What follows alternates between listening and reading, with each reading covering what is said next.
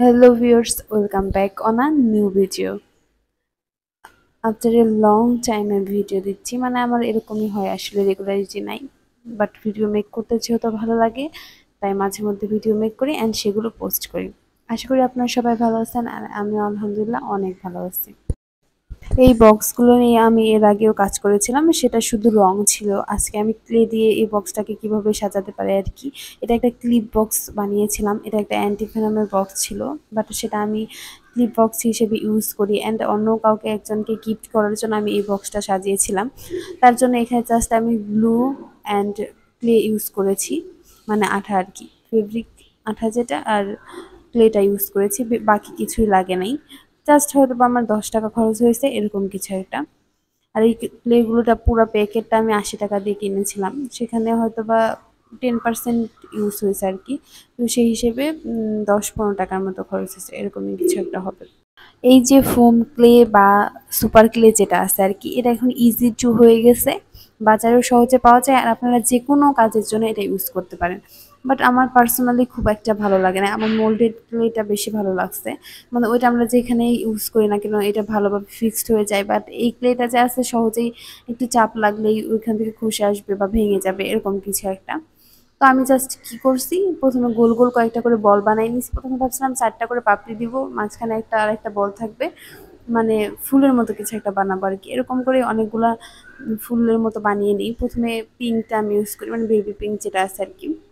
ভাবছিলাম হালকা, তারপরে হালকা থেকে গাঢ় এরকম কালার চুজ করবো। তো আপনারাও কাজ করার সময় একটা বিষয় খেয়াল করবেন, সেটা হলো যে হালকা থেকে গাঢ়র দিকে কালার বা গাঢ় থেকে হালকার দিকে এরকম কিন্তু একটু ম্যাচিং ম্যাচিং হয় আর কি, দেখতেও ভালো লাগে। ইভেন আপনি যদি কোনো কাপড়ের উপর কাজ করতে চান তাহলে ওই কাপড়টা থেকে যে বেশি গাঢ় বা একটা জিনিসই যদি কাজ করতে চান সেই জিনিসটা থেকে বেশি গাঢ় কালার দিলে চকমক মনে হয়, বেশি ফুটে ওঠে। বাট মনে কেমন একটা আমার ভালো লাগে না। তো আপনাদের ভালো লাগতে পারে, এক একজনের এক এক মতামত, বাট আমি এরকমই পছন্দ করি আর কি, তো সেই হিসেবে বানাইছি। আপনারা চাইলে বিভিন্ন কালার ইউজ করতে পারেন। এখানে টোটাল 12টা কালার আছে, আর এই 12টা কালার আবার এক একটার সাথে এক একটা মিক্স করে মানে নতুন নতুন কালার তৈরি করা যায়, এরকমও আছে। মানে যে কেউ চাইলেই 12টা কালার থেকে 24টা কালার বা তারও বেশি কালার তৈরি করা সম্ভব। যেমন আপনি এই যে পিঙ্কের সাথে একটু সাদা মিক্স করলেন, দেখবেন বেবি পিঙ্ক, তাহলে মানে বেবি পিঙ্কের থেকে আর একটু বেশি গাঢ় এরকম একটা কালার আসবে। তা আমিও এরকম ভাবে কালার চেঞ্জ করছিলাম আর কি, মানে কালার ম্যাচিং ম্যাচিং করার জন্য। প্রথমেই মানে চিপকু চিপকু টাইপের একটু কাছাকাছি আসলে আঠা লেগে যায় আর এটা পরে শেপ নষ্ট হয়ে যায়। আমার সাথেও সেটাই হতেছিল। পরে ওইটা বুঝতে পেরে আমি যতক্ষণ না 4টা বল রেডি হচ্ছিল সবগুলোরে একসাথে লাগাইতেছিলাম না আর কি। তো প্রত্যেকটা বলের মধ্যে আমি মাঝখানের যে বলটা এটা সাদা ইউজ করছি। আসলে যদি অ্যাজ এ ফ্লাওয়ার আমরা এটা চিন্তা করি তাহলে এক একটা পাপড়ি আর কি, এরকম কিছু একটা। আপনারা হরহামেশাই কাপটার ভিডিওর মধ্যে এই ক্লে বিষয়টা এখন কমন হয়ে গেছে। আর দেখবেন এই যে এই ফুলটা আছে না, এটা একদমই কমন, যেখানে 5টা পাপড়ি এরকমই ম্যাক্সিমাম সবাই আয়না, এক সময় একটা ট্রেন্ড চলে আসছিল যে আয়নাতে এরকম ভাবে সাজানো হবে। আমি যদিও ওই ট্রেন্ডে চলি নাই, আমার মানে একটা বিষয় আমি খেয়াল করি, সেটা হলো যে মানে মানুষের যেটা পছন্দ আমার সেটা পছন্দ না। কিন্তু এই বক্সটা ডিজাইন করার সময় মনে হচ্ছে যে না, এই বক্সের সাথে এই ডিজাইনটা মানে ভালোই যায় আর কি। তো সেই জন্যই আর কি করা। তো আপনাদের যেটা বলছিলাম আমি কি, যে পিঙ্কের সাথে যদি একটু হোয়াইট মিক্স করেন তাহলে আর একটা সুন্দর শেড চলে আসবে। তো আমি এখানে সেটাই করেছিলাম, যে পিঙ্কের সাথে একটু হোয়াইট মিক্স করে আর একটা শেড তৈরি করেছিলাম। তাহলে একটা শেড বাড়লো, একটা কালার বাড়লো আর কি। তারপর একটু সাজানো গোছানোর চেষ্টা করতেছিলাম যে কিভাবে অ্যারেঞ্জ করলে ভালো লাগবে দেখতে।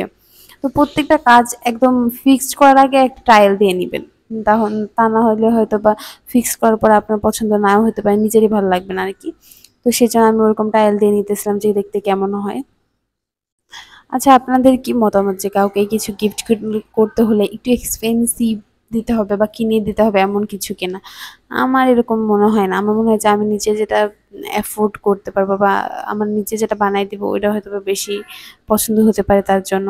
তবে সবার ক্ষেত্রে কিন্তু সেম না, আমরা সবাইকে সব রকম গিফট দিতে পারি না। কিছু বিষয় মানে কিছু জায়গা ভেদে ভিন্ন। ইভেন এই নীল নীল কালারটা যেটা আর কি, নীল না আসলে আকাশি কালার, বাট আমি এভাবে এক্সপ্লেন করতে পারতেছি না প্রত্যেকটা কালারের শেড, মানে আমি নিজেও জানি না তাই আর কি। তো ওইটার সাথে একটু সাদা মিক্স করে একটু হালকা একটা কালার আসছে, যেটার সাথে আমি মানে যেটা ফিল করলাম সেটা যে 5টা পাপড়ি দিলে মনে হয় সুন্দর লাগতেছে, আরো বেশি সুন্দর আর কি। তো তখন আর কি চিন্তা ভাবনা করি যে সবগুলোতে 5টা পাপড়ি দিব অ্যান্ড সেটাই করি। তারপর আরো বেশি মানে সুন্দর লাগতেছিল ফুলটা। নরমালি ভিডিওতে আমি যেরকম ভাবে দেখছি আর কি ওরকম চাইছিলাম একটু ভিন্ন করার, বাট দেখলাম না, ভিন্ন থেকে ওই অভিন্নটাই মানে সবাই যেটা করছে ওটাই বেশি ভালো লাগতেছে। পরে আমি 5টা করে পাপড়ি দিয়ে একটা করে আবার নতুন করে অ্যাড করা শুরু করি। মানে এটার কারণে আর একটা বিষয় হচ্ছিল, সেটা হচ্ছে কম ফুল লাগবে আমার এই বক্সটা পুরো কভার করতে আর কি।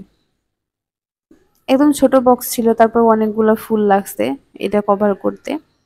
ওই তো বললাম তো যে 10% ক্লে হয়তো বা এখানে ইউজ করছে। তো ফুলগুলো বানানোর পরে যেটা দেখলাম যে আমার যে বক্সটা আছে এটাতে কিছু মানে অন্য লেখা এরকম কিছু ছিল, সেই জন্য এগুলো হাইড করার জন্য সাদা কালারটা আমি ইউজ করছি এখানে। আর এই যে কালার যে আমি ট্যাপ ট্যাপ করে দিচ্ছি আর কি, এটা স্পঞ্জ ছিল। স্পঞ্জ দিয়ে যখন কালার আপনি ট্যাপ ট্যাপ করে দিবেন এটা সুন্দর করে কালারটা বসবে। প্রথমত কালার কম নষ্ট হবে অ্যান্ড এটা একটা সুন্দর নিজে নিজে একটা ডিজাইন হবে, যার পরে আপনি অন্য কোনো ডিজাইন বসাতে পারবেন, নতুন করে আর কাজ করতে হবে না। যদি ব্রাশ দিয়ে করতে চান সেমটাতে কালার নষ্ট হবে, সময় বেশি লাগবে অ্যান্ড এটা শুকাতেও টাইম লাগে, যেহেতু বেশি কালার পরে এই জন্য। তো তারপর আমি যাকে গিফট করবো তার নামটা শুধু লিখিয়ে একটু সময় নেওয়ার পর বার্নিশ দেই। তো আমার এখানে একটা ভুল হয়েছে, সেটা হচ্ছে ওই সময় বার্নিশটা দেওয়া আর কি। বার্নিশটা আরেকটু সময় নিয়ে পরে দিতে হইতো। এই কাজটা আর কি আমার অফ ক্যামেরাতেই হয়ে গেছে, আমি মানে ক্যামেরা থেকে একটু দূরে করতেছিলাম। তো পরে যা বুঝলাম যে নীল কালারটা যে ছিল এটা ছড়তেছিল দেখে ওইখানে খুব একটা বার্নিশ দিই নাই অ্যান্ড পরে জাস্ট গ্লু দিয়ে ফুলগুলো লাগাই ফেলছিলাম, এটা ভিডিও করা হয় নাই। অ্যান্ড তারপরে ভাবলাম যে না, তাও একটু ফাঁকা ফাঁকা লাগতেছে, এই জন্য কয়েকটা পাতা অ্যাড করে দেই। পাতা জাস্ট কি করছি, মানে কলা পাতা কালারের যে এই ক্লেটা ছিল এইটাই জাস্ট আমি নিজের ইচ্ছা মতো কয়েকটা পাতা বানিয়ে নিয়েছিলাম আর কি আমার কেচি দিয়া। এটা আপনারা নিজেরাও ট্রাই করতে পারেন, এটা একদম সহজ, খুব সহজেই করা যায়। তো পাতা বানাইতে বানাইতে যেটা মানে মনে পড়ছিল সেটা হলো যে এটা দিয়ে ঝিনুকও অনেক সুন্দর হয়তো বা বানানো যাইতে পারে। নেক্সট আমি আপনাদের বানিয়ে দেখাবো। তো এই ছিল হলো আজকের আমার ক্লে